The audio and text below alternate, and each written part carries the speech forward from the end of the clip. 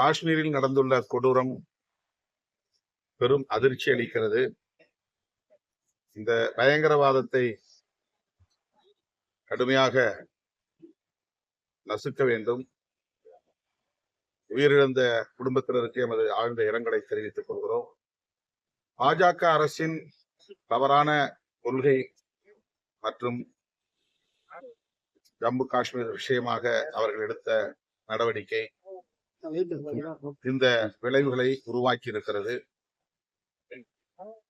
அது மட்டுமில்லாமல் உளவுத்துறை தோல்வியடைந்திருக்கிறது என்பதைத்தான் இந்த சம்பவம் உறுதிப்படுத்துகிறது.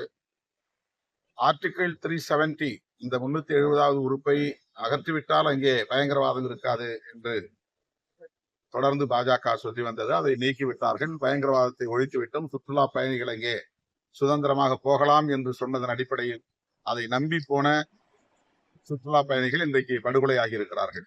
எனவே இதற்கு அமித்ஷா பொறுப்பேற்று உடனடியாக பதவி விலக வேண்டும் என்று விடுதலை சிறுத்தைகள் கட்சி வலியுறுத்துகிறது.